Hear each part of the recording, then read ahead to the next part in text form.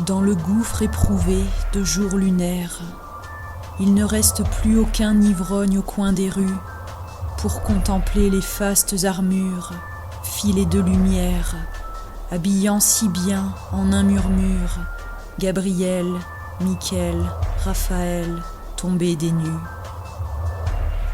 Religion ordurière, tu n'as pas voulu te taire au-delà des bouches cousues. Tu lévites encore et papillonnes comme ces explorateurs curieux hélas, des éthers tout aussi pourrissants que la terre. Les machines ne croient en rien, ne font que croître dans les crevasses de l'ancien monde. Mais ceux qui éprouvent quelque chose d'amour, dedans la mécanique du cœur, ceux-là, celles-là veulent pleurer, ressentir la mort du divin. Et pourtant, le passé pèse peu, à peine un fantôme, à peine 3 anges, dont le ciel ne veut plus.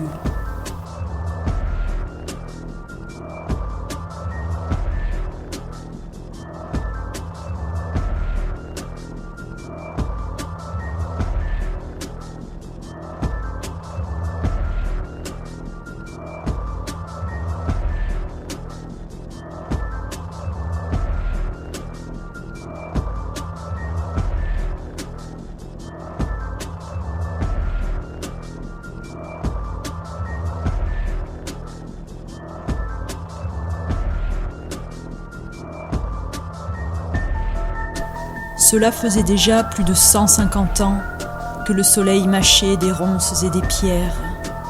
Ses rayons éventrés, autrefois si puissants, n'avaient pas su franchir la croûte de poussière. Sous cet immense voile infesté de poison, la terre était glacée et la nuit éternelle. Les larves se vautraient dans les exhalaisons des cadavres maudits, immondes sentinelles. Ces bêtes des égouts au calme triomphant grandissaient sans répit en puissance et en nombre. Lorsque l'Apocalypse emporte les enfants, la mort vient réveiller les serviteurs de l'ombre. Avec la destruction, leur règne était venu. Des milliards d'asticots fécondaient les charognes. Les maladies rampaient sur le sol froid et nu. Le temps accomplissait son infâme besogne. Combien de descendants des hommes de jadis restaient-ils en ces lieux mangés par les ténèbres? La bêtise infinie avait perdu ses fils et bâti de ses mains le royaume funèbre.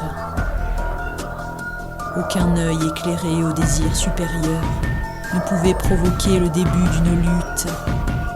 La grande obscurité répandait sa noirceur sur les derniers témoins des douleurs de la chute. D'insolites objets ou de vieux ossements émergeaient quelquefois de leur tombe de sable. Plus de voix pour chanter la joie et le tourment, mais les soupirs du ver, extase insaisissable.